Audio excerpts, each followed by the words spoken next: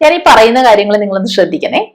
എന്നോട് പറഞ്ഞാൽ ഞാൻ ചെയ്യും, പറയാതെ ചെയ്യില്ല. എന്റെ കയ്യിലുണ്ടെങ്കിൽ കൊടുത്തേനെ, എന്നോട് ചോദിച്ചിരുന്നെങ്കിൽ കൊടുക്കുമായിരുന്നു. ഇതെല്ലാം നമ്മൾ എന്നും പല തവണ പറയുന്ന തരം കാര്യങ്ങളല്ലേ. ഇതൊക്കെ ഇംഗ്ലീഷിൽ പറയാൻ നമുക്ക് കോമൺ ആയിട്ട് ഒരു വാക്ക് ആവശ്യം വരും, ഇഫ്. പക്ഷെ ഇതിനെല്ലാം നമ്മൾ ഡിഫറെന്റ് ആയിട്ടുള്ള പാറ്റേൺസ് ആണ് യൂസ് ചെയ്യുക. അപ്പൊ ഇത് ഒറ്റ നോട്ടത്തിൽ കാണുമ്പോൾ ഇത് മനസ്സിലാക്കാൻ കുറച്ച് കൺഫ്യൂസിംഗ് ആയിട്ടുള്ള കാര്യമാണെന്ന് നിങ്ങൾ കരുതിയേക്കാം. പക്ഷെ അങ്ങനെയല്ല, നമുക്കത് വളരെ ഈസി ആയിട്ട് പഠിച്ചെടുക്കാവുന്നതേ ഉള്ളൂ. അതിന് ഞാൻ ഒരുപാട് എക്സാമ്പിൾസും കാണിക്കുന്നുണ്ട്. പിന്നെ ഇന്നത്തെ ലെസണിൽ നമ്മൾ ഇഫ് മാത്രമല്ല വേറൊരു വാക്കും കാണുന്നുണ്ട് കേട്ടോ. പക്ഷെ അതിന് മുൻപ് കഴിഞ്ഞ ലെസണിൽ നമുക്കുണ്ടായിരുന്ന ഹോംവർക്കാണ് ഞാനിവിടെ കാണിക്കുന്നത്. ആദ്യത്തെ 3 കണ്ടല്ലോ, നിങ്ങൾ വളരെ ഈസി ആയിട്ട് അത് ആൻസർ ചെയ്തു. അടുത്ത 2 4th 5th, അതിൽ 5ാമത്തേതിൽ കുറച്ചു പേർക്ക് ചെറിയൊരു സംശയം ഉണ്ടായിരുന്നു. ചോദ്യം ഇതായിരുന്നു, അവര് വാർത്ത അറിഞ്ഞിട്ടുണ്ടാകണം. അപ്പൊ ഞാൻ പറഞ്ഞല്ലോ, ഇവിടെ വാർത്ത അറിയുക എന്നാണ് മലയാളത്തിൽ പറയുന്നതെങ്കിലും ഇംഗ്ലീഷിൽ അവിടെ നോ എന്നുള്ള വാക്കല്ല, ഹിയർ തന്നെ യൂസ് ചെയ്യണം. അപ്പൊ ഇവിടെ they must have heard the news എന്നാണ് പറയുക. അതാണ് നാച്ചുറൽ ആയിട്ട് പറയുന്ന രീതി. അപ്പൊ അവിടെ ഹേർഡ് ദ ന്യൂസ് എന്ന് പറഞ്ഞെടുത്താണ് ചെറിയൊരു പ്രശ്നം ഉണ്ടായത്. അപ്പൊ അതൊന്ന് ശ്രദ്ധിച്ചാൽ മതി കേട്ടോ. ഇനി ഇന്നത്തെ ക്ലാസ് നമുക്ക് തുടങ്ങാം. ഇതാ മലയാളത്തിലെ സെന്റൻസ് നോക്കൂ. നമ്മൾ ധൃതി കൂട്ടിയാൽ നമുക്ക് ബസ് കിട്ടും. ഇതാണ് ഇംഗ്ലീഷിൽ പറയേണ്ടത്. അപ്പൊ ഈ മലയാളത്തിലുള്ള സെന്റൻസിന്റെ ആദ്യത്തെ ഭാഗം നിങ്ങൾ നോക്കി. നമ്മൾ ധൃതി കൂട്ടിയാൽ, അവിടെ ഞാനൊരു കണ്ടീഷൻ, ഒരു വ്യവസ്ഥ പറയുന്നുണ്ട് അല്ലെ. എന്താണത്? നമ്മള് ധൃതി കൂട്ടിയാൽ. അത് ഇംഗ്ലീഷിൽ പറയാൻ നമുക്ക് ഇഫ് എന്ന വാക്കാണ് യൂസ് ചെയ്യേണ്ടത്. എന്താ അവിടെ പറയാന്നറിയാമോ? ആ ഒരു പാർട്ട് എങ്ങനെ പറയുന്നറിയാമോ? ഇഫ് വി ഹറി, ഈ ധൃതി കൂട്ടുക എന്ന് പറയില്ലേ, അതിനാണ് നമ്മൾ ഇംഗ്ലീഷിൽ ഹറി എന്നതൊരു വേർബ് ആയിട്ട് യൂസ് ചെയ്യുന്നത്. അപ്പൊ എന്താ പറഞ്ഞേ? ഇഫ് വി ഹറി, കോമ, എന്താ സംഭവിക്കുക? നമുക്ക് ബസ് കിട്ടും. അത് പറഞ്ഞാൽ മതി. ഇനി we will catch the bus. ഈ ബസ് കിട്ടുക എന്ന് കേൾക്കുമ്പോൾ നമ്മൾ പെട്ടെന്ന് ഓർക്കും ഗെറ്റ് അല്ലേ യൂസ് ചെയ്യേണ്ടതെന്ന്. അങ്ങനെയല്ല, ഗെറ്റ് ദ ബസ് എന്നല്ല, ക്യാച്ച് ദ ബസ് എന്ന് പറയുന്നതാണ് കുറച്ചുകൂടെ നാച്ചുറൽ ആയിട്ടുള്ള രീതി ഇംഗ്ലീഷിൽ പറയുമ്പോൾ. അപ്പൊ എന്താ പറയുന്നത്? If we hurry we will catch the bus. അപ്പൊ അവിടെ എന്താ വന്നതെന്ന് കണ്ടോ? ഇഫിന്റെ കൂടെ വന്നത് ഇഫ് വി കഴിഞ്ഞിട്ട് ഹറി എന്ന് പറയുന്ന വേർബിന്റെ പ്രസന്റ് ഫോം ആണ്. പക്ഷെ അടുത്ത ഭാഗത്ത് നോക്കൂ, വി വിൽ ക്യാച്ച്. അവിടെ ആ വി വിൽ കഴിഞ്ഞിട്ട് വന്നത് ക്യാച്ച് എന്ന് പറയുന്ന ആ ഒരു ബേസ് ഫോം ആണ്. അപ്പൊ ഇത് നിങ്ങൾക്ക് മനസ്സിലാവണമെങ്കിൽ ഞാൻ അടുത്ത സെന്റൻസ് കാണിക്കണം. അതിനു മുമ്പ് ഞാൻ ഒരു കാര്യം പറഞ്ഞോട്ടെ. ഇവിടെ നമ്മൾ വി വിൽ ക്യാച്ച് എന്നൊക്കെ പറഞ്ഞല്ലോ, അത് നമുക്ക് എളുപ്പത്തില് വിൽ ക്യാച്ച് എന്ന് പറയാം. വിൽ, മനസ്സിലായോ? അപ്പൊ ഇവിടെ പോസ്റ്റഫീറ്റ് എഴുതി വിൽ ക്യാച്ച്. ഇനി ഞാൻ അടുത്ത സെന്റൻസ് പറഞ്ഞ ഇതാണ്.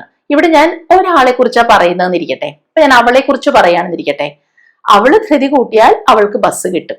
അവിടെ ഇതേ സെന്റൻസ് എങ്ങനെയാ വരുന്നതെന്ന് നോക്കൂ. അപ്പൊ നിങ്ങൾക്ക് കാര്യം മനസ്സിലാവും. ഇഫ് ഷീ ഹറീസ്, കണ്ടോ? If she hurries she will catch the bus. അപ്പൊ എവിടെയാ വ്യത്യാസം വന്നത്? ആദ്യത്തെ ഭാഗത്ത്. ആദ്യം ഞാൻ പറഞ്ഞു ഇഫ് വി ഹറി, വി ആയതുകൊണ്ട് ഹറി, ഓക്കെ, പ്രസന്റ് ഫോം ആണത്. പക്ഷെ അവിടെ വി വരുമ്പോ എസ് ചേർക്കണ്ടല്ലോ. If we hurry. പക്ഷെ താഴെ ഇഫ് ഷീ ഹറീസ്, ഷീ ഒരാളായതുകൊണ്ട് ആ ഹറി എന്ന് പറയുന്ന വേർബിന്റെ കൂടെ എസ് ചേർത്തു. പക്ഷെ ഇവിടെ കണ്ടോ, ഹറി എന്ന് പറയുന്നത് വൈയിലല്ലേ അവസാനിക്കുന്നത്. അതുകൊണ്ടാണ് ആ ഐ ഇ എസ് എന്നൊരു സ്പെല്ലിങ്ങിന് വ്യത്യാസം വന്നത്. അപ്പൊ കാര്യം ഇത്രയേ ഉള്ളൂ. ഇഫ് ഹി അല്ലെങ്കിൽ ഷീ ഒക്കെ ആണെങ്കിൽ അവിടെ വേർബിന്റെ കൂടെ നമ്മൾ എസ് ചേർക്കണം. പക്ഷെ അടുത്ത ഭാഗത്തില് ഷീ ആയാലും വി ആയാലും എല്ലാം വിൽ ക്യാച്ച് എന്ന് തന്നെയാ വന്നത്. അവിടെ നമ്മൾ വിൽ കഴിഞ്ഞിട്ട് ബേസ് ഫോം ആണ് യൂസ് ചെയ്യേണ്ടത്.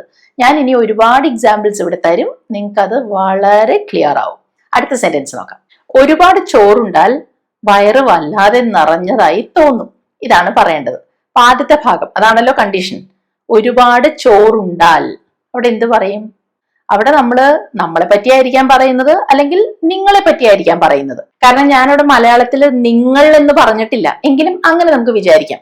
അപ്പൊ ഇവിടെ ഞാൻ പറയുന്നത് if you eat a lot of rice, ഒരുപാട് ചോറുണ്ടാൽ. If you eat a lot of rice എന്താ സംഭവിക്കുക? വയറ് വല്ലാതെ നിറഞ്ഞതായി തോന്നും. ആർക്ക്? നിങ്ങൾക്ക് ആണല്ലോ, നിങ്ങളുടെ കാര്യമല്ലേ പറയുന്നത്. അപ്പൊ അവിടെ ഞാൻ പറയാ യു വിൽ ഫീൽ ഫുൾ എന്നാണ്. അവിടെ നമ്മൾ മലയാളത്തിൽ വയറ് വല്ലാതെ നിറഞ്ഞു എന്നൊക്കെ പറഞ്ഞെങ്കിലും ഇംഗ്ലീഷിൽ അതിന്റെ ഒന്നും ആവശ്യമില്ല, ഇത്രയും പറഞ്ഞാൽ മതി. യു വിൽ ഫീൽ ഫുൾ, അതായത് അങ്ങ് നിറഞ്ഞതായിട്ട് തോന്നും. മനസ്സിലായോ? അപ്പൊ അവിടെ എങ്ങനെയാ വന്നിന്ന് നോക്കൂ. If you eat a lot of rice you will feel full. അവിടെയും ഈ യു വിൽ എന്നുള്ളത് നമുക്ക് ചുരുക്കി യു വിൽ എന്ന് പറയാം. U will feel full. പിന്നെ ഇവിടെ ഒരു കാര്യം, ഈ രണ്ട് ഭാഗങ്ങളുണ്ടല്ലോ ഈ സെന്റൻസിന്. ഇംഗ്ലീഷിൽ എഴുതുമ്പോൾ ഞാനൊരു കോമ കൂടി ഇട്ടേക്കുന്നത് കണ്ടോ? അപ്പൊ നമ്മളിങ്ങനെ ഇഫ് വെച്ച് തുടങ്ങുമ്പോൾ ആ കോമ വരുന്നുണ്ട് അല്ലെ? If you eat a lot of rice, അവിടെ ഒരു പോസ് ഉണ്ട്, ഒരു നിർത്തുന്നുണ്ട്, അതുകൊണ്ടാണ് കോമ നമ്മൾ ഇടുന്നത്. If eat a lot of rice you will feel full എന്നല്ലേ പറഞ്ഞത്? ഇവിടെ വേണമെങ്കിൽ നമുക്ക് ഈ രണ്ടാമത്തെ പാർട്ട് ആദ്യവും കൊണ്ടുവരാം. അതായത് you will feel full if you eat a lot of rice, അങ്ങനെയും പറയാം. പക്ഷെ ഇങ്ങനെ പറയുമ്പോൾ നമ്മൾ ആ കോമയുടെ ആവശ്യം അവിടെ ഇടേണ്ടി വരുന്നില്ല. അടുത്ത സെന്റൻസ് പറയാം. അവൻ എന്നോട് ഒച്ചയെടുത്താൽ എനിക്ക് ദേഷ്യം വരും. ഇതാണ് പറയേണ്ടത്. അപ്പൊ ഇവിടുത്തെ കണ്ടീഷൻ എന്താണ്? ഇഫ് ചേർത്ത് പറയേണ്ടത് ആദ്യത്തെ ഭാഗമല്ലേ? അവൾ എന്നോട് ഒച്ചയെടുത്താൽ. അപ്പൊ ഒച്ചയെടുക്കുക എന്നുള്ളതിനെ നമുക്ക് വേണമെങ്കിൽ ഷൗട്ട് ചെയ്യുക എന്ന് പറയാം, അല്ലെങ്കിൽ യെൽ ചെയ്യുക എന്ന് പറയാം ഇംഗ്ലീഷിൽ. അപ്പൊ എന്ത് പറയും? If she yells at me, എന്നോട്, എന്റെ നേരെ ഒച്ചയെടുത്താൽ. If she yells at me, എന്ത് സംഭവിക്കും? എനിക്ക് ദേഷ്യം വരും. ഐ വിൽ ഗെറ്റ് ആംഗ്രി എന്ന് പറയാം. ഐ വിൽ ഗെറ്റ് ആംഗ്രി, അല്ലെങ്കിൽ ഐ വിൽ ഗെറ്റ് മാഡ് എന്ന് പറയാം. അപ്പൊ ഇവിടെ ഐ വില്ലിന് നമുക്ക് ഐൽ എന്ന് പറയാം കേട്ടോ. ഐ വിൽ ഗെറ്റ് മാഡ് അല്ലെങ്കിൽ ഐ വിൽ ഗെറ്റ് ആംഗ്രി. പക്ഷെ ഇവിടെ നമുക്ക് ചിലപ്പോൾ ഇങ്ങനെ പറയാറില്ലേ നമ്മള്, അവൾ എന്നോട് ഒച്ചയെടുത്താൽ എന്റെ നിയന്ത്രണം പോകും, എന്റെയും കൺട്രോൾ പോകും എന്ന് പറയില്ലേ? അതായത് നമുക്ക് ദേഷ്യം വരും തന്നെയാണ് ഉദ്ദേശിക്കുന്നത്. അവിടെ നമുക്ക് വേറൊരു ഫ്രേസ് ഉപയോഗിച്ച് ഇങ്ങനെ പറയാം. If she yells at me I lose my temper, എന്റെ കൺട്രോൾ നഷ്ടപ്പെടുന്നു. Okay, I lose my temper. ഇനി അടുത്തത് നോക്കൂ. സുഖമില്ലാതെ തോന്നിയാൽ ഞാൻ ഡോക്ടറെ കാണും. ഇത് ഈസി ആയിട്ടുള്ള ഒരു സെന്റൻസ് അല്ലേ? എന്താ പറയാ? തോന്നിയാൽ, സുഖമില്ലാതെ തോന്നിയാൽ. തോന്നുക എന്നുള്ളത് നമ്മൾ ഫീൽ എന്ന് പറയും അല്ലെ? അപ്പൊ എനിക്ക് പറയാം ഇഫ് ഐ ഫീൽ സിക്ക്, സുഖമില്ലാതെ തോന്നിയാൽ. ഇഫ് ഐ ഫീൽ സിക്ക് ഞാൻ എന്താ ചെയ്യുക? ഡോക്ടറെ കാണും. I will see a doctor. പക്ഷെ അടുത്ത സെന്റൻസ് നിങ്ങളൊന്ന് ശ്രദ്ധിക്കൂ. ഇതേ കാര്യം ഞാൻ ഇത്തിരി വ്യത്യാസപ്പെടുത്തി പറയാണ്. സുഖമില്ലാതെ തോന്നിയാൽ നിങ്ങൾ ഡോക്ടറെ കാണണം. അപ്പൊ എന്റെ കാര്യമാണെങ്കിൽ എനിക്ക് പറയാം ഞാൻ ഡോക്ടറെ കാണുന്നു അല്ലെ? പക്ഷെ ഞാൻ ഇവിടെ നിങ്ങളോട് ഒരു കാര്യം ഉപദേശം പോലെ, ഒരു അഡ്വൈസ് പോലെ പറയാണ്. എന്താ പറഞ്ഞേ? നിങ്ങൾ ഡോക്ടറെ കാണണം എന്ന്. അപ്പൊ അവിടെ എന്ത് പറയും? ഇഫ് യു ഫീൽ സിക്ക്, നിങ്ങളുടെ കാര്യമല്ലേ? If you feel sick you should see a doctor. അപ്പൊ അവിടെ എന്താ വ്യത്യാസം വന്നേ? അവിടെ ആ രണ്ടാമത്തെ പാർട്ടിൽ വിൽ തന്നെ വന്നിട്ടില്ല.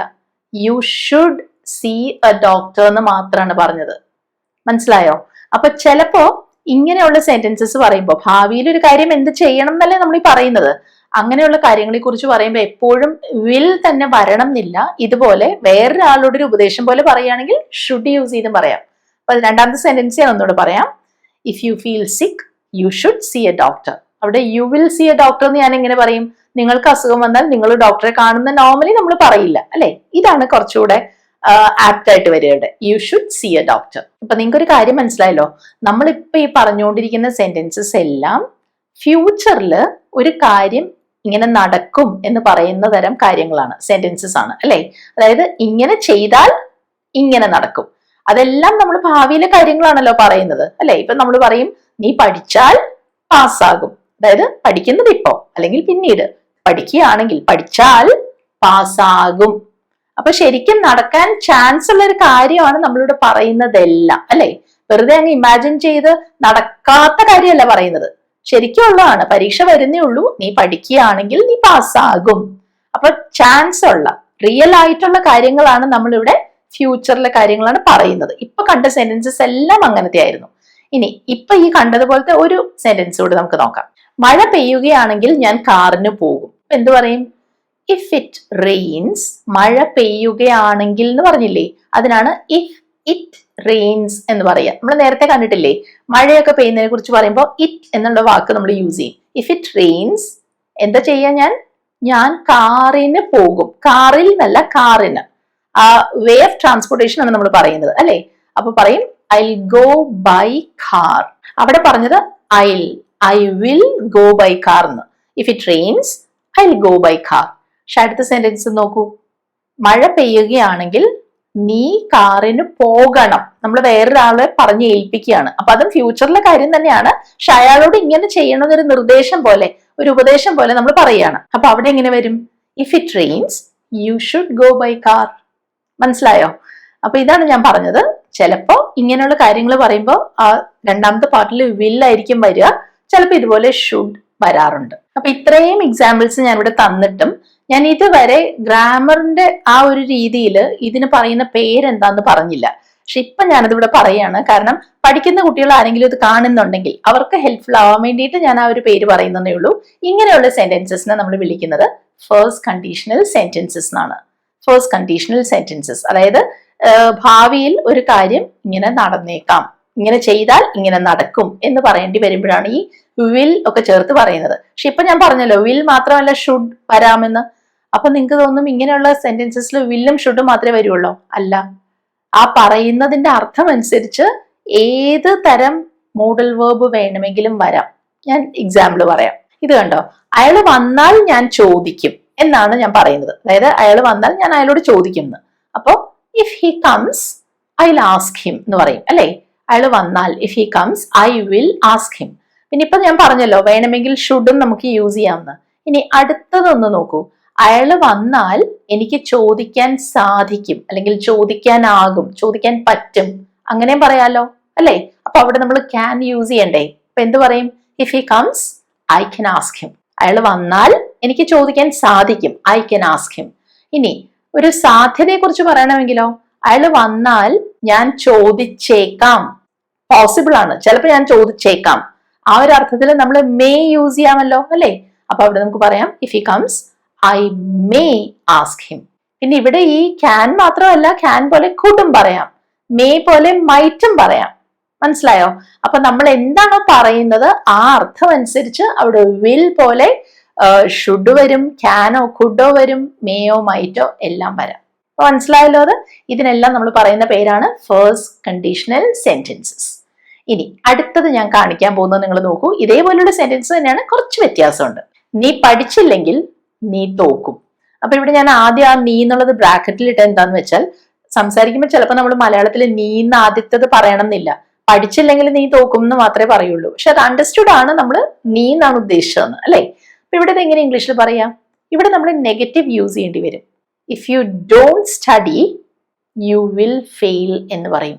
നീ പഠിച്ചില്ലെങ്കിൽ, അതിന് നമ്മൾ ഡോണ്ട് യൂസ് ചെയ്യണ്ടേ, യു ആയതുകൊണ്ട്. അവിടെ ഡസിന്റ് പറ്റില്ലല്ലോ. If you don't study you will fail. മനസ്സിലായോ? ഇനി ഞാനിവിടെ ചെറിയൊരു വ്യത്യാസം വരുത്തട്ടെ. നീ തോൽക്കും എന്ന് പറഞ്ഞതിന് പകരം നീ ജയിക്കില്ല എന്നും പറയാലോ എനിക്ക്. നീ പഠിച്ചില്ലെങ്കിൽ നീ ജയിക്കില്ല അങ്ങനെ പറയാലോ. അപ്പൊ അവിടെ ഞാൻ എന്ത് പറയും? If you don't study you will not pass, അങ്ങനെയും പറയാലോ. ഒന്നില്ലെങ്കിൽ പറയാം യു വിൽ ഫെയിൽ എന്ന്, അല്ലെങ്കിൽ യു വിൽ നോട്ട് പാസ് എന്ന് പറയാം. നമുക്കിവിടെ പറയേണ്ടത് ഈ നെഗറ്റീവ് ഫോം ആണ്. നീ പഠിച്ചില്ലെങ്കിൽ നീ ജയിക്കില്ല. If you don't study you will not pass.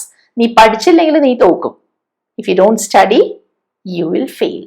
അപ്പൊ നമുക്ക് എന്താണോ ആ ആശയം കൺവേ ചെയ്യേണ്ടത് അതിനനുസരിച്ച് അത് പറയാം. പിന്നെ ഇന്ന് ലെസൺ തുടങ്ങിയപ്പോ തന്നെ ഞാൻ നിങ്ങളോട് പറഞ്ഞില്ലേ, ഇഫ് കൂടാതെ അതുപോലെ വേറൊരു വാക്കുകൂടെ നമ്മളിന്ന് കാണുന്നു.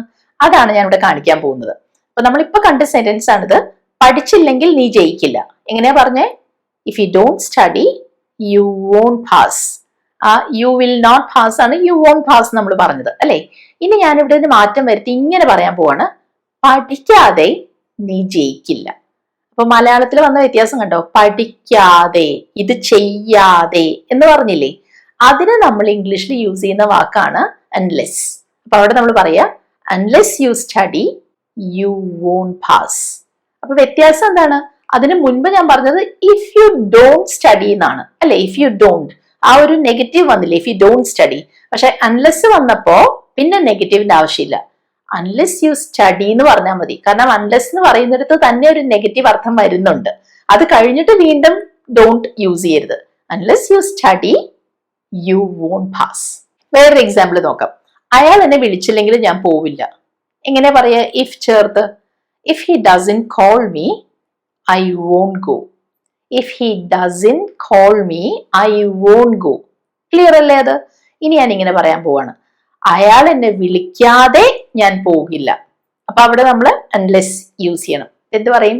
Unless he calls me I won't go. അവിടെ പിന്നെയും unless he doesn't call me എന്ന് പറയണ്ട, unless he calls me I won't go എന്നാ പറയാ.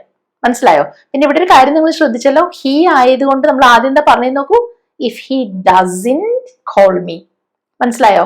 യു ആണെങ്കിൽ പറയുമായിരുന്നു if you don't call me എന്ന്. ഇവിടെ ഹി ആയതുകൊണ്ട് if he doesn't call me I won't go എന്ന് പറഞ്ഞു. എന്നിട്ടാണ് അതിന് പകരം നമ്മൾ ഈ അൺലെസ് എന്നുള്ളത് യൂസ് ചെയ്തത്. നമ്മൾ ആദ്യം കണ്ടതുപോലെ ഒരു സെന്റൻസ് ആണിത്. ധൃതി കൂട്ടിയില്ലെങ്കിൽ നമുക്ക് ബസ് കിട്ടില്ല എന്നാണ് ഞാൻ പറയുന്നത് കേട്ടോ. അപ്പൊ എന്താ പറയാ? If you don't hurry you will miss the bus. Bus കിട്ടില്ല, ബസ് വിട്ടു പോകും എന്നുള്ളതിനാണ് you will miss the bus എന്ന് പറഞ്ഞത്. If you don't hurry you will miss the bus.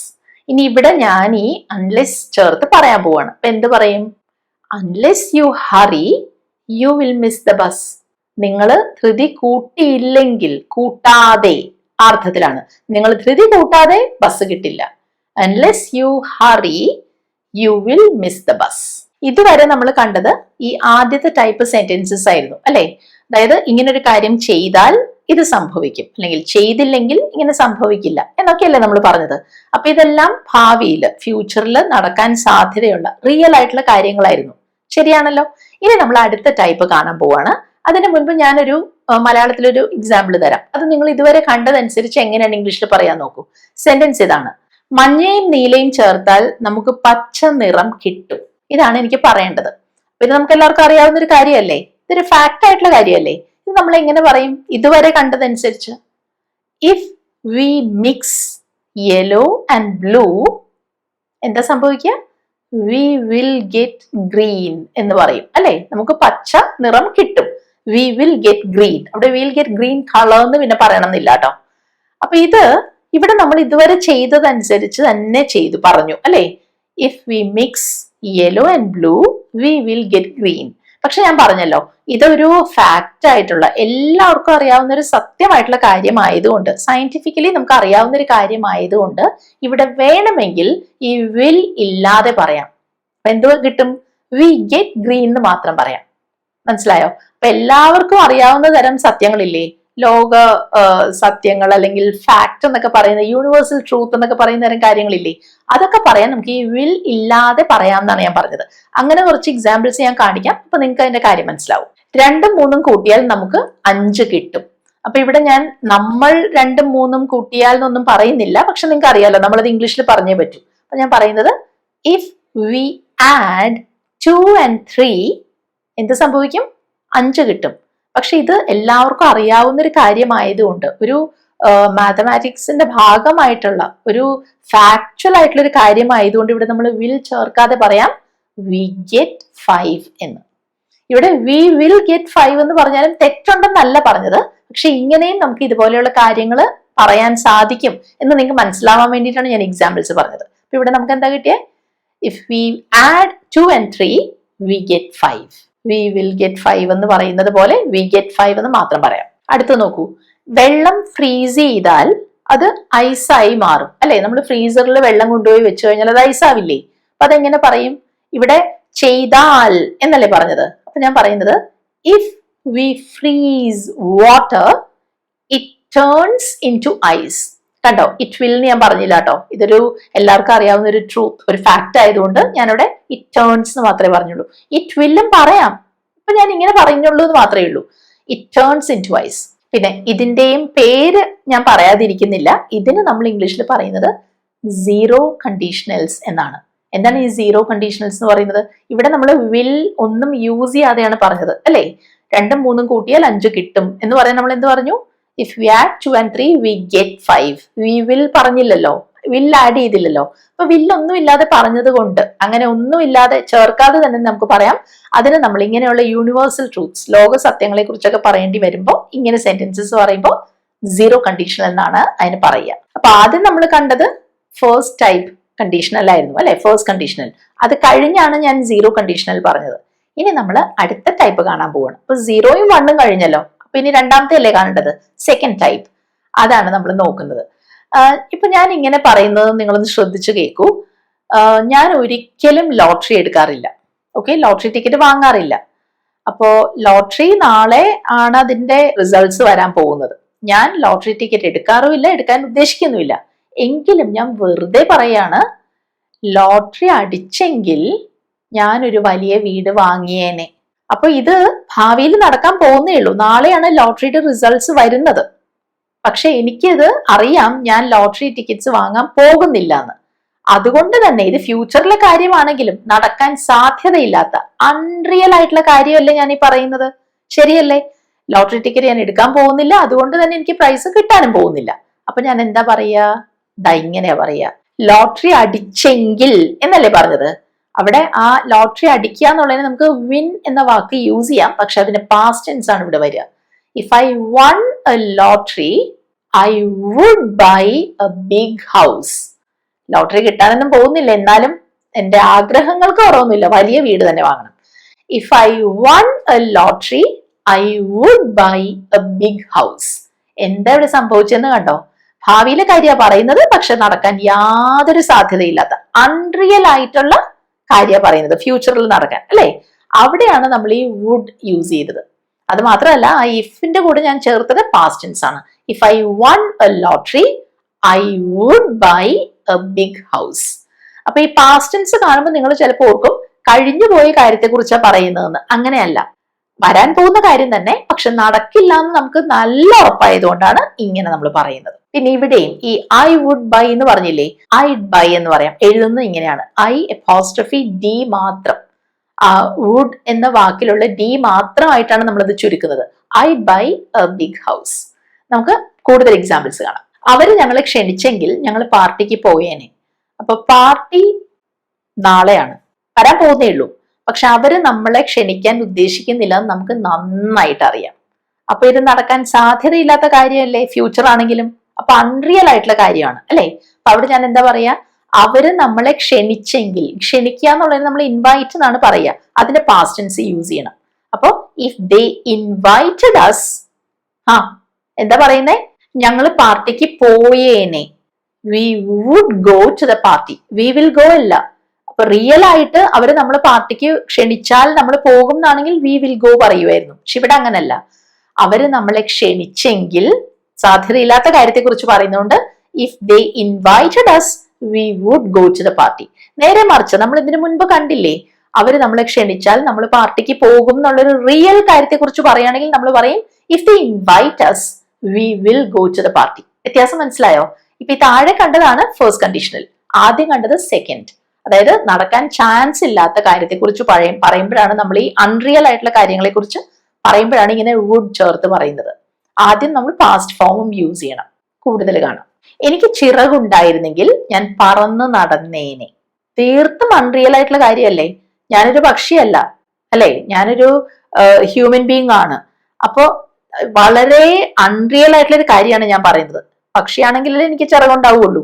അപ്പൊ ഇത് നടക്കാൻ യാതൊരു സാധ്യതയില്ലാത്ത കാര്യമാണ്. ഇമാജിൻ ചെയ്ത് നമ്മൾ പറയാണ്. അപ്പൊ ഇവിടെ നമ്മൾ ആ സെക്കൻഡ് കണ്ടീഷനിലാണ് ഇവിടെ യൂസ് ചെയ്യേണ്ടത്. അപ്പൊ എന്താ പറയാ, എനിക്ക് ചിറകുണ്ടായിരുന്നെങ്കിൽ പാസ്റ്റ് ഫോം യൂസ് ചെയ്യണം. ഉണ്ട് എന്ന് പറയാൻ നമ്മൾ ഹാവ് യൂസ് ചെയ്യും, അല്ലെ? ഉണ്ടായിരുന്നു പാസ്റ്റ് ഫോം ആണെങ്കിൽ ഹാഡ് വരണ്ടേ, അത് വരും. ഇഫ് ഐ ഹാഡ് വിങ്സ്, നമ്മൾ മലയാളത്തിൽ ചിറക് എന്ന് മാത്രമേ പറഞ്ഞുള്ളൂ, പക്ഷെ ഇംഗ്ലീഷിൽ പറയുമ്പോൾ നമുക്ക് അറിയാമല്ലോ, പക്ഷിയെ കുറിച്ച് പറയുമ്പോൾ വിങ്സ് തന്നെ പറയണം, അല്ലെ? അപ്പൊ ഇഫ് ഐ ഹാഡ് വിങ്സ്, ഞാൻ എന്ത് ചെയ്യുമായിരുന്നു? പറന്ന് നടക്കുമായിരുന്നു. I would fly around. പറക്കുക എന്നുള്ളതിനാണ് നമ്മൾ ഫ്ലൈ പറയുന്നത്. അവിടെ വുഡ് കൂടെ ചേർക്കണം. ഇമാജിൻ ചെയ്ത് നടക്കാത്ത കാര്യത്തെക്കുറിച്ച് പറയുന്നുണ്ട്. If I had wings I would fly around. പറന്നിങ്ങനെ നടക്കുമായിരുന്നു ഒന്ന് ചുറ്റും. I would fly around. ഇനി ഈ സെന്റൻസ് ഒന്ന് ശ്രദ്ധിക്കൂ. ഞാൻ സമ്പന്നനായിരുന്നെങ്കിൽ മറ്റുള്ളവരെ സഹായിച്ചേനെ.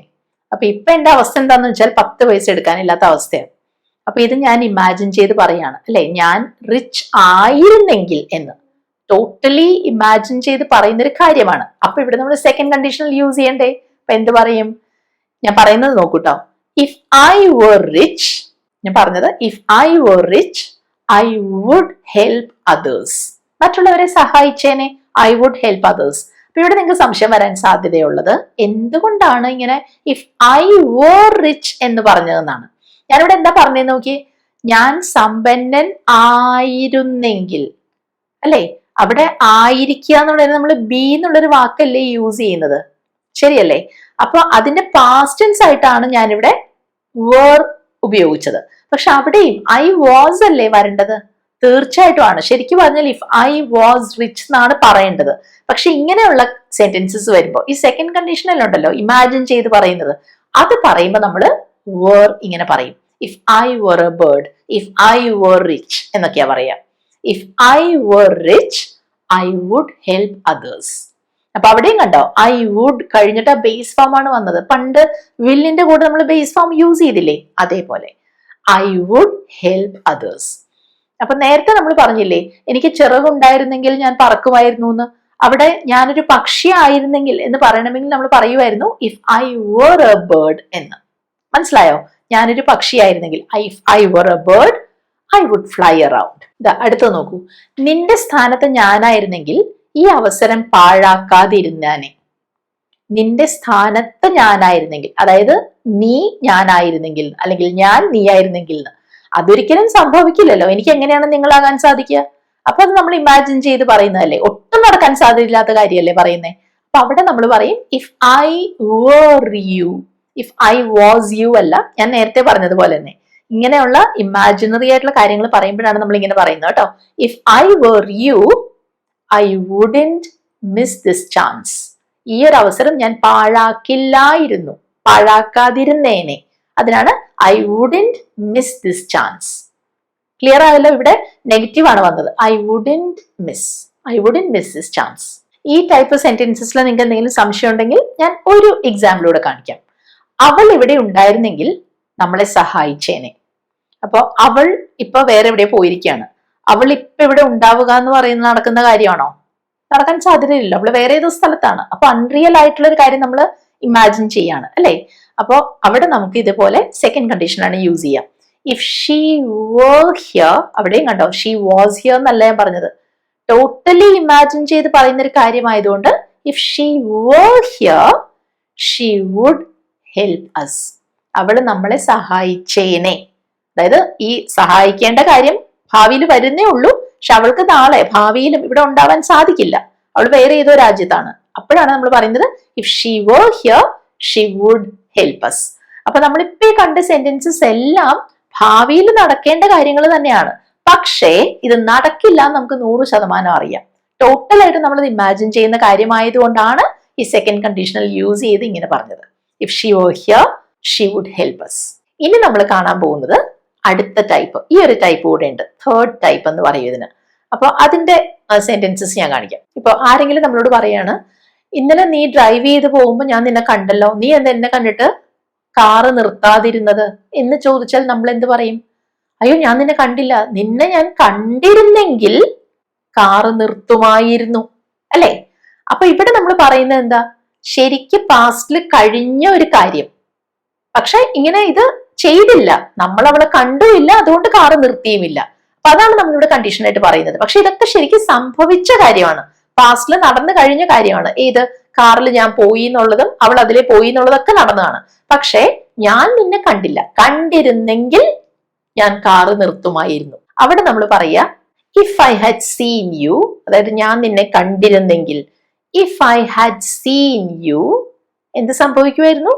ഞാൻ കാറ് നിർത്തുമായിരുന്നു. I would have stopped the car. ബുദ്ധിമുട്ട് തോന്നുന്നുണ്ടോ? ഒരു ബുദ്ധിമുട്ടും ഇല്ല, നിങ്ങൾക്ക് ഈസി ആയിട്ട് ആ ടെക്നിക്ക് മനസ്സിലാവും. ഞാൻ പറഞ്ഞത് രണ്ടാമത്തെ ഭാഗം I would have stopped the car. ആദ്യം നമുക്ക് ഫസ്റ്റ് പാർട്ട് നോക്കാം. If I had seen you, ഞാൻ കണ്ടിരുന്നെങ്കിൽ എന്നാണ് പറയുന്നത്. നമ്മൾ നേരത്തെ ഇത് കണ്ടിട്ടുണ്ട്, എന്തെങ്കിലും ഒരു കാര്യം കഴിഞ്ഞു പോയതിനെ കുറിച്ചൊക്കെയാണ് ഇവിടെ പറയുന്നത്. അപ്പോ ഹാഡും ഈ വേർബിന്റെ മൂന്നാമത്തെ ഫോമാണ് ഇവിടെ യൂസ് ചെയ്തത്. ഈ സീ എന്ന് പറയുന്ന വേർബ് ഉണ്ടല്ലോ, കാണുക, അതിന്റെ 3 ഫോംസ് ആണ് സീ, സോ, സീൻ. ആ സീൻ ആണ് ഇവിടെ നമ്മൾ ആദ്യം യൂസ് ചെയ്തത്. If I had seen you എന്ത് ചെയ്യുമായിരുന്നു? ഞാൻ കാറ് നിർത്തുമായിരുന്നു. ആ സ്റ്റോപ്പിന്റെയും മൂന്നാമത്തെ ഫോമാണ് യൂസ് ചെയ്യുക. Stop, stopped, stopped. I would have stopped. ആ 3 വാക്കുകൾ ഇങ്ങനെ വരണം ഈ ഒരു ടൈപ്പ് സെന്റൻസിൽ. I would have stopped. ഇവിടെ സ്റ്റോപ്പ് ആയത് ആ വേർബ് ആയതുകൊണ്ടാണ് സ്റ്റോപ്ഡ് പറഞ്ഞത്. ഏത് വേർബാണോ വരുന്നത് അതിന്റെ മൂന്നാമത്തെ ഫോം. കൂടുതൽ എക്സാമ്പിൾസ് കാണുമ്പോൾ നിങ്ങൾക്ക് മനസ്സിലാവും. മഴ പെയ്തിരുന്നെങ്കിൽ ഞാൻ കുട എടുക്കുമായിരുന്നു. അപ്പൊ ആരെങ്കിലും നമ്മളെ കണ്ടപ്പോ ചോദിക്കുകയാണ്, എന്താ കുട കൊണ്ടുവരാതിരുന്നേ, കുട എടുക്കാതിരുന്നേ? അപ്പോഴാണ് നമ്മൾ പറയുന്നത് മഴ പെയ്തിരുന്നെങ്കിൽ ഞാൻ കുട എടുക്കുമായിരുന്നു. ഇതെന്ത് പറയും? മഴ പെയ്തിരുന്നെങ്കിൽ. ആ ഫോം ഓർക്കണേ. ഇഫ് ഇറ്റ് ഹാഡ് റെയിൻഡ്, അത് വന്നു. ഇഫ് ഇറ്റ് ഹാഡ് റെയിൻഡ് ഞാൻ കുട എടുക്കുമായിരുന്നു. I would have taken an umbrella. I would have taken, ആ 3 വാക്കുകൾ, would have taken an umbrella. പിന്നെ എങ്ങനെ വന്നേ? ഈ മഴ പെയ്യുക എന്നുള്ളത് റെയിൻ എന്നല്ലേ വാക്ക്, അതിന്റെ 3ാമത്തെ ഫോമാണ് യൂസ് ചെയ്തത്. റെയിൻ, റെയിൻഡ്, റെയിൻഡ്, അതാണ് വന്നത്. If it had rained. ഇനി കൊണ്ടുവരിക അല്ലെങ്കിൽ എടുക്കുക എന്നുള്ളതിന് നമ്മൾ ടേക്ക് എന്നാണല്ലോ പറയുക, അല്ലെ? അതിന്റെ 3ാമത്തെ ഫോം ടേക്ക്, ടുക്ക്, ടേക്കൻ, അതാ യൂസ് ചെയ്തത്. I would have taken an umbrella. ഇത് നോക്കൂ, അസുഖം തോന്നിയിരുന്നെങ്കിൽ ഞാൻ ഡോക്ടറെ കാണുമായിരുന്നു. അപ്പോ അസുഖം തോന്നുക എന്നാണ് പറഞ്ഞത്. എന്താ പറയാ? If I had felt sick I would have seen a doctor. അപ്പൊ തോന്നുക എന്നുള്ളതിന് നമ്മൾ ഫീൽ അല്ലേ ഉപയോഗിക്കുക, അതിന്റെ 3ാമത്തെ ഫോമാണ് ഫെൽറ്റ്. Feel, felt, felt. അപ്പൊ ഞാൻ പറഞ്ഞത് if I had felt sick, അസുഖമായിട്ട് അനുഭവപ്പെട്ടിരുന്നെങ്കിൽ, if I had felt sick I would have seen a doctor. പക്ഷെ ഇനി ഞാൻ പറയാൻ പോകുന്നത് നിങ്ങൾ ശ്രദ്ധിക്കൂ, അസുഖമായിരുന്നെങ്കിൽ ഞാൻ ഡോക്ടറെ കാണുമായിരുന്നു. ഇവിടെ വ്യത്യാസം വന്നു. അസുഖം ആയിരുന്നെങ്കിൽ, അവിടെ എങ്ങനെയാ ഞാൻ പറയുന്നത് നോക്കൂ. If I had been sick I would have seen a doctor. വ്യത്യാസം എന്താണ്?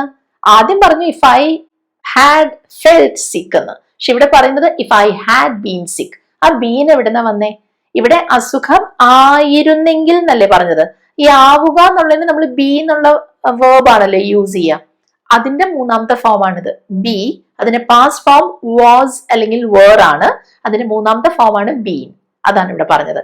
If I had been sick I would have seen a doctor. ഞാൻ അവിടെ ഉണ്ടായിരുന്നെങ്കിൽ നിന്നെ സഹായിക്കുമായിരുന്നു. അപ്പൊ ഇത് കഴിഞ്ഞു പോയൊരു കാര്യത്തെ കുറിച്ച് പറയണം. പാസ്റ്റിൽ കഴിഞ്ഞു, അതായത് ഇങ്ങനെ എന്തോ ഒരു പ്രോബ്ലം ഉണ്ടായി, ഞാനിവിടെ ഉണ്ടായിരുന്നില്ല, പക്ഷെ ഞാനിവിടെ ഉണ്ടായിരുന്നെങ്കിൽ നിന്നെ സഹായിക്കുമായിരുന്നു. അപ്പൊ ഞാൻ പറഞ്ഞല്ലോ, ഇത് നടക്കാൻ പോകുന്ന കാര്യത്തെ കുറിച്ചല്ല, കഴിഞ്ഞു പോയ കാര്യത്തെ കുറിച്ചാണ് പറയുന്നത്. അപ്പോഴാണ് ഈ തേർഡ് കണ്ടീഷനിൽ യൂസ് ചെയ്യുന്നത് കേട്ടോ. അപ്പൊ നമ്മൾ അവിടെ എന്താ പറയാ? ശ്രദ്ധിച്ചോ? ഞാൻ അവിടെ ഉണ്ടായിരുന്നെങ്കിൽ, if I had been there, ഉണ്ടായിരുന്നെങ്കിൽ. ഇപ്പൊ ബിയുടെ 3ാമത്തെ form if I had been there I would have helped you, ഞാൻ നിന്നെ സഹായിക്കുമായിരുന്നു. അപ്പൊ വുഡ് ഹാവ് ഹെൽപ്ഡ്, സഹായിക്കാൻ എന്നുള്ളത് ഹെൽപ്പ് അല്ലേ, അതിന്റെ 3ാമത്തെ ഫോമാണ് help. I would have helped you. പിന്നെ ഇവിടെ ഈ വുഡ് ഹാവ് എന്നുള്ളത് നമുക്ക് ചുരുക്കി വുഡ് ഹാവ് എന്ന് പറയാം. I would have helped you. ഇനി ഒരെണ്ണം കൂടെ പറയാം. വിശക്കുന്നുണ്ടായിരുന്നെങ്കിൽ ഞാൻ എന്തെങ്കിലും ഓർഡർ ചെയ്യുമായിരുന്നു. ഇപ്പൊ വിശക്കുന്നുണ്ടായിരുന്നെങ്കിൽ അല്ലെങ്കിൽ വിശപ്പ് ഉണ്ടായിരുന്നെങ്കിൽ എന്നല്ലേ ഉദ്ദേശിക്കുന്നത്. ഇപ്പൊ വിശക്കുക, വിശപ്പ് ഉണ്ടാവുക എന്നുള്ളതിന് ടു ബി ഹംഗ്രി എന്ന് പറയും, അല്ലെ? അപ്പൊ അതൊരു അവസ്ഥയാണ്. അവിടെ നമ്മൾ ഈ ബീൻ യൂസ് ചെയ്യേണ്ടി വരും. എന്ത് പറയും? If I had been hungry, if I had been hungry, ഞാൻ എന്ത് ചെയ്യുമായിരുന്നു? എന്തെങ്കിലും ഓർഡർ ചെയ്യുമായിരുന്നു. I would have ordered something. I would have ordered something. I would have ordered something. Would have എന്നുള്ളത് ഞാൻ ചേർത്ത് എഴുതിയതാണ് കേട്ടോ. ഇപ്പൊ നമ്മൾ 4 ടൈപ്പ് ഇഫ് കണ്ടീഷണൽ സെന്റൻസസും കണ്ടു, അല്ലെ? 0, ഫസ്റ്റ്, സെക്കൻഡ്, തേർഡ്. ഇതിൽ 0 എന്ന് പറയുന്നത് നമ്മൾ യൂണിവേഴ്സൽ ട്രൂത്ത്, എല്ലാവർക്കും അറിയാവുന്ന തരം ഫാക്ട്, അതിനെ കുറിച്ച് പറയുമ്പോഴല്ലേ യൂസ് ചെയ്യുന്നത്. അത് കൂടാതെ നമ്മൾ 3 കൂടെ കണ്ടല്ലോ. അപ്പൊ ഇത് 3 തമ്മിൽ നിങ്ങൾക്ക് കൺഫ്യൂസ്ഡ് ആവാതിരിക്കാൻ, ക്ലാരിറ്റി വരാൻ വേണ്ടിയിട്ട് ഞാനൊരു എക്സാമ്പിളൂടെ കാണിക്കാം ഓരോന്നിനും. അപ്പോൾ ആദ്യത്തെ സെന്റൻസ് നോക്കൂ. ലോട്ടറി അടിച്ചാൽ ഞാൻ ഒരു കാറ് വാങ്ങും. അപ്പൊ ഇവിടെ ഞാൻ പറയുന്നത്, ഞാൻ ഈ ലോട്ടറി ടിക്കറ്റ് വാങ്ങിയിട്ടുണ്ട്, ഞാൻ ഇതിന്റെ റിസൾട്ട് വെയിറ്റ് ചെയ്തിരിക്കുകയാണ്. അപ്പൊ ശരിക്ക് ഫ്യൂച്ചറിൽ നടക്കാൻ സാധ്യതയുള്ള ഒരു കാര്യമാണ് പറയുന്നത്, അല്ലെ? റിയൽ ആയിട്ട് നടക്കാം. അവിടെ എന്താ പറയാ? If I win the lottery, ഞാൻ ടിക്കറ്റ് എടുത്തു കഴിഞ്ഞല്ലോ, if I win the lottery I will buy a car. പക്ഷെ ഇനി പറയുന്നത് ലോട്ടറി അടിച്ചെങ്കിൽ ഞാൻ കാറ് വാങ്ങിയേനെ. ഇവിടുത്തെ കാര്യം എന്താണ്? ഞാൻ ലോട്ടറി ടിക്കറ്റ് പോലും വാങ്ങിയിട്ടില്ല, ഞാൻ വാങ്ങാനൊട്ട് ഉദ്ദേശിക്കുന്നുമില്ല, പക്ഷെ ഞാൻ ഇമാജിൻ ചെയ്യാണ്. നാളെയാണ് റിസൾട്ട് വരിക, അത് ഫ്യൂച്ചറിൽ നടക്കാൻ പോകുന്നേ ഉള്ളൂ. പക്ഷെ ഇതൊന്നും നടക്കാൻ സാധ്യതയില്ലാത്ത, ലോട്ടറി ഞാൻ ടിക്കറ്റ് പോലും വാങ്ങില്ല എന്ന് എനിക്ക് ഉറപ്പുള്ള കാര്യമാണ്, എനിക്കറിയാം, അത് ഞാൻ വെറുതെ ഇമാജിൻ ചെയ്യാണെന്ന്. അവിടെ ഞാൻ പറയാ if I won a lottery I would buy a car. അവിടെ second condition, if I won, past tense, if I won a lottery I would buy a car. ഇനി ലോട്ടറി അടിച്ചിരുന്നെങ്കിൽ ഞാൻ കാറ് വാങ്ങിക്കുമായിരുന്നു. ഇവിടെ എന്താ സംഭവിച്ചേ? ഞാൻ ലോട്ടറി ടിക്കറ്റ് എടുത്തു, ലോട്ടറിയുടെ റിസൾട്ടും വന്നു, എനിക്ക് കിട്ടിയില്ല. അപ്പൊ ഇതൊക്കെ നടന്നു കഴിഞ്ഞ കാര്യമാണ്, അല്ലെ? പക്ഷെ ഞാനിങ്ങനെ പറയാണ്, ലോട്ടറി അടിച്ചിരുന്നെങ്കിൽ കാർ വാങ്ങുമായിരുന്നു. അപ്പൊ എന്ത് പറയും? If I had won the lottery I would have bought a car. അവിടെ നമ്മൾ വുഡ് ഹാവ് ബോട്ട്, ആ വേർബിന്റെ 3ാമത്തെ ഫോം യൂസ് ചെയ്തു. അതുപോലെ ആദ്യത്തേലും if I had won, won എന്ന് പറയുന്നത് ഈ വിന്നിന്റെ മൂന്നാമത്തെ ഫോം ആണ്. If I had won the lottery I would have bought a car. Clear ആയോ? ഇനി നിങ്ങൾക്കുള്ള ക്വസ്റ്റ്യൻസ്. ആദ്യത്തത്, അവളെ കണ്ടാൽ ഞാൻ അവളോട് പറയും. അവളെ കണ്ടാൽ ഞാൻ അവളോട് പറയും. അപ്പൊ നടക്കാൻ സാധ്യതയുള്ള ഒരു കാര്യത്തെ കുറിച്ചാണ് പറയുന്നത്. ഇവിടെ ഏത് ടൈപ്പ് ആണെന്ന് മനസ്സിലായല്ലോ നിങ്ങൾക്ക്. ഏറ്റവും ആദ്യം വരുന്ന ഫേസ്റ്റ് കണ്ടീഷണലാണിത്. രണ്ടാമത്തത് നോക്കൂ. അവൾ എന്നെ സഹായിക്കാതെ എനിക്കിത് തീർക്കാനാവില്ല. അവൾ എന്നെ സഹായിക്കാതെ എനിക്കിത് തീർക്കാനാവില്ല. ഇവിടെ നിങ്ങൾക്ക് മനസ്സിലായല്ലോ, അൺലെസ് യൂസ് ചെയ്യേണ്ട സെന്റൻസ് ആണിത്. ഇനി അടുത്തത്, നിന്റെ സ്ഥാനത്ത് ഞാനായിരുന്നെങ്കിൽ അത് പറയാതിരുന്നേനെ. നിന്റെ സ്ഥാനത്ത് ഞാനായിരുന്നെങ്കിൽ, നടക്കാൻ സാധ്യതയില്ലാത്ത കാര്യമാണ് അല്ലെ. നിന്റെ സ്ഥാനത്ത് ഞാനായിരുന്നെങ്കിൽ അത് പറയാതിരുന്നേനെ എന്നാണ് പറയുന്നത്. ആലോചിക്കൂ. അടുത്തത്, നീ എന്നെ വിളിച്ചിരുന്നെങ്കിൽ ഞാൻ വരുമായിരുന്നു. അപ്പൊ ഇത് ഏതാണ് ഉപയോഗിക്കേണ്ടതെന്ന് നിങ്ങൾക്ക് മനസ്സിലായി കാണും. നീ എന്നെ വിളിച്ചിരുന്നെങ്കിൽ ഞാൻ വരുമായിരുന്നു. ആ വേർബിന്റെ മൂന്നാമത്തെ ഫോമൊക്കെ യൂസ് ചെയ്യാൻ മറക്കരുത് കേട്ടോ. അപ്പൊ ഇവിടെ ഈ വരുക എന്ന് പറഞ്ഞല്ലോ, അതിന്റെ മൂന്നാമത്തെ ഫോം ഓർമ്മയുണ്ടല്ലോ.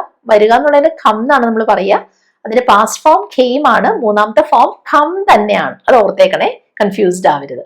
അപ്പൊ ഇതിന്റെ ആൻസേഴ്സ് നന്നായിട്ട് ആലോചിച്ച് മാത്രം ആൻസർ ചെയ്യുക. സംശയം ഉണ്ടെങ്കിൽ വീഡിയോ ഒന്നുകൂടെ കണ്ട് ക്ലാരിറ്റി വരുത്തിയിട്ട് ആൻസർ ചെയ്യൂ കേട്ടോ. ഇന്നത്തെ ഈ വീഡിയോ നിങ്ങൾക്ക് ഹെൽപ്ഫുൾ ആയി കാണുന്ന ഞാൻ പ്രതീക്ഷിക്കുന്നു. നിങ്ങൾക്ക് ആവശ്യം വരുന്ന തരം സെന്റൻസസ് ആണ്. ഇനി എന്തെങ്കിലും ഒരു സംശയം ഉണ്ടെങ്കിൽ തന്നെ വീഡിയോ ഒന്നുകൂടെ കണ്ടാൽ നിങ്ങൾക്ക് അതിന്റെ ക്ലാരിറ്റി കിട്ടും. ഓക്കെ, അപ്പൊ നിങ്ങൾക്ക് വീഡിയോ ഇഷ്ടമായോ എന്നുള്ളത് എന്നെ അറിയിക്കുക. വീഡിയോ ഇഷ്ടമായാൽ ലൈക്ക് ചെയ്യൂ. അധികം താമസിയാതെ നമുക്ക് ഇതുപോലെ യൂസ്ഫുൾ ആയിട്ടുള്ള അടുത്ത വീഡിയോയുമായിട്ട് കാണാം. അതുവരെ ബൈ.